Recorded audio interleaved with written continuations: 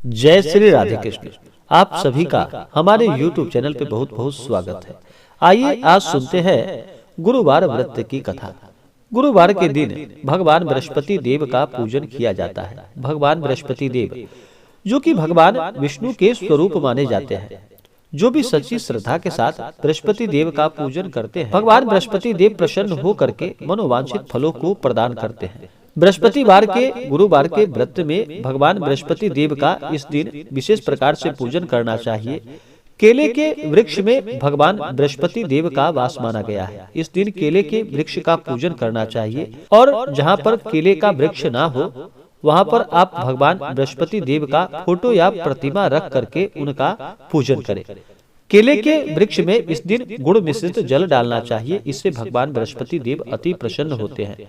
भगवान बृहस्पति देव को धूप और दीप दिखाए। केले के वृक्ष की 5 परिक्रमा, 11 परिक्रमा या 108 परिक्रमा करनी चाहिए। जहाँ तक संभव हो परिक्रमा करें। भगवान बृहस्पति देव को पीला वस्तु का भोग लगाना चाहिए। ऋतु फल आदि भी जितने भी प्रकार के फल फूल हो भोग लगाए। भगवान बृहस्पति देव को गुड़ और चने के दाल का भगवान को भोग लगाना चाहिए। और फिर गुरुवार बृहस्पतिवार व्रत का कथा श्रवण करना चाहिए। इससे भगवान अति प्रसन्न होते हैं और अपने भक्तों के सभी दुख और कष्ट को दूर करते हैं तथा सुख और समृद्धि का आशीर्वाद प्रदान करते हैं। गुरुवार के दिन कुछ बातों का ध्यान भी रखना चाहिए। गुरुवार के दिन इस दिन मांस मदिरा आदि का बिल्कुल भी सेवन नहीं करना चाहिए। बाल, दाढ़ी, नाखून आदि नहीं काटनी चाहिए। सर्फ साबुन का भी प्रयोग नहीं करना चाहिए। जहाँ तक हो सके शुद्ध और सात्विकता का पालन करना चाहिए और भगवान बृहस्पति देव का पूजन करना चाहिए। इससे भगवान बृहस्पति देव प्रसन्न होते हैं और आशीर्वाद प्रदान करते हैं। तो आइए सुनते हैं गुरुवार व्रत की कथा। तो बोलिए प्रेम से भगवान बृहस्पति देव की जय। बहुत समय पहले की बात है कि प्राचीन काल में एक बहुत ही निर्धन ब्राह्मण था। उसके यहाँ कोई उसकी संतान ना थी, लेकिन वह नित्य पूजा पाठ किया करता था। उसकी पत्नी ना तो स्नान कभी करती थी और ना ही किसी देवता का कभी पूजन ही किया करती थी। इस कारण ब्राह्मण देवता अत्यंत दुखी रहते थे। अपनी पत्नी को बहुत समझाते, किंतु उसका कोई परिणाम ना निकलता। भगवान की कृपा से ब्राह्मण के यहाँ एक कन्या का जन्म हुआ। अब कन्या बड़ी होने लगी और प्रातः काल स्नान करके वह भगवान विष्णु का जप किया करती थी और बृहस्पतिवार का व्रत भी करने लगी।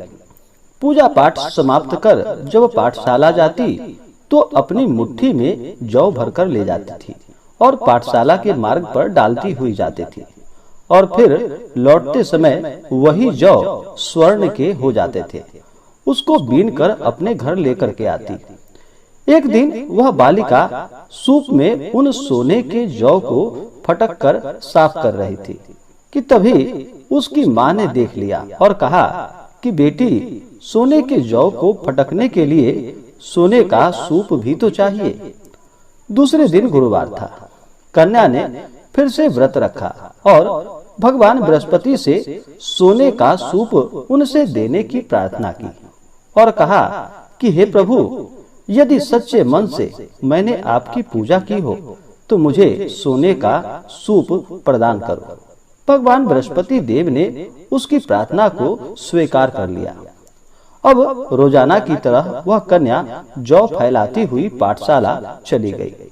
जब पाठशाला से लौटकर वह जौ बीन रही थी तो भगवान बृहस्पति देव की कृपा से उसे सोने का सूप प्राप्त हुआ।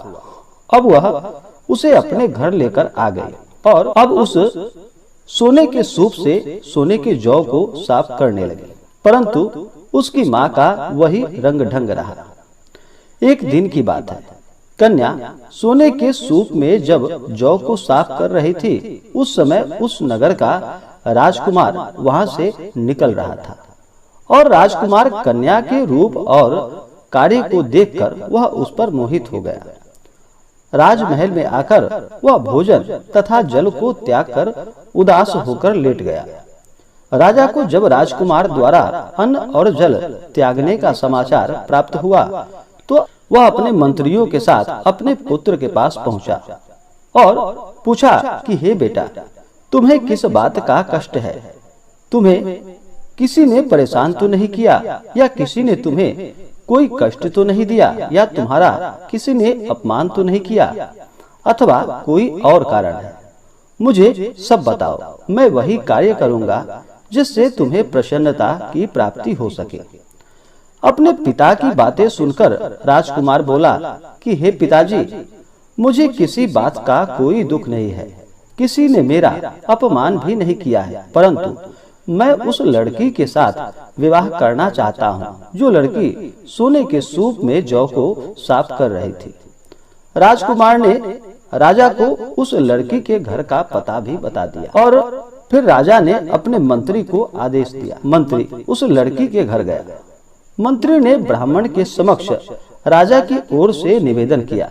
कुछ ही दिन बाद ब्राह्मण की कन्या का विवाह उस राजकुमार के साथ संपन्न हो गया। कन्या के घर से जाते ही ब्राह्मण के घर में पहले की भांति गरीबी का निवास हो गया। एक दिन दुखी होकर ब्राह्मण अपनी पुत्री से मिलने पहुंचा। बेटी ने पिता की अवस्था को देखा और अपनी माँ का हाल पूछा। ब्राह्मण ने सभी हाल कह सुनाया। कन्या ने बहुत सा धन देकर अपने पिता को वहां से विदा कर दिया, लेकिन कुछ दिनों के बाद फिर वही हाल हो गया। ब्राह्मण फिर अपनी कन्या के यहाँ गया और सभी हाल अपनी पुत्री से बोला। तो पुत्री बोली कि हे पिताजी, आप माता जी को यहाँ लिवा लाओ, मैं उन्हें वह विधि बता दूंगी जिससे कि गरीबी दूर हो सके। ब्राह्मण देवता अपनी स्त्री को साथ लेकर अपनी पुत्री के पास राजमहल पहुँचे तो पुत्री अपनी माँ को समझाने लगी कि हे माँ, तुम प्रातः काल स्नान आदि करके भगवान विष्णु का पूजन करो और बृहस्पतिवार का व्रत करो तो सब दरिद्रता दूर हो जाएगी। परंतु उसकी माँ ने उसकी एक भी बात नहीं मानी। वह प्रातः काल उठकर अपने पुत्री की बच्चों का जूठन को खा लेती थी। एक दिन उसकी पुत्री को बहुत गुस्सा आया। उसने अपनी माँ को एक कोठरी में बंद कर दिया और फिर सुबह उसे स्नान कराकर पूजा पाठ उससे करवाया तो उसकी माँ की बुद्धि ठीक हो गई। इसके बाद वह नियम पूर्वक पूजा पाठ करने लगी और प्रत्येक बृहस्पतिवार को व्रत भी करने लगी। और फिर बृहस्पतिवार के व्रत के प्रभाव से उसे सभी प्रकार के सुख और समृद्धि की प्राप्ति हुई। मृत्यु के बाद वह स्वर्ग को गई। वह ब्राह्मण भी सुख पूर्वक इस लोक का सुख भोग कर अंत में स्वर्ग को प्राप्त हुआ। भगवान बृहस्पति देव सभी कामनाएं पूर्ण करते हैं जो सद्भावना पूर्वक बृहस्पतिवार का व्रत करता है एवं कथा पढ़ता है अथवा सुनता है और दूसरों को भी सुनाता है। भगवान बृहस्पति देव उसकी सभी मनोकामनाएं पूर्ण करते हैं। इसी प्रकार से जो भी भक्त सच्ची श्रद्धा के साथ नियम और निष्ठा के साथ भगवान बृहस्पति देव का पूजन करते हैं, गुरुवार का व्रत करते हैं, केले के वृक्ष में गुड़ मिश्रित जल डालते हैं, इससे भगवान बृहस्पति देव प्रसन्न होकर के अपने भक्तों को मनोवांछित फलों को प्रदान करते हैं। तो आशा करता हूँ कि यह जानकारी आपको अच्छा लगा हो। ऐसे ही ज्ञानवर्धक जानकारियाँ प्राप्त करने के लिए हमारे इस चैनल को लाल बटन दबा करके सब्सक्राइब करें, साथ में बेल आइकन घंटी दबाएं ताकि मेरे वीडियो का नोटिफिकेशन आपके पास सबसे पहले पहुंचे। वीडियो को लाइक और अपने मित्रों तथा दोस्तों के साथ शेयर करें। सुखी रहे और स्वस्थ रहे। जय श्री राधे कृष्ण। धन्यवाद।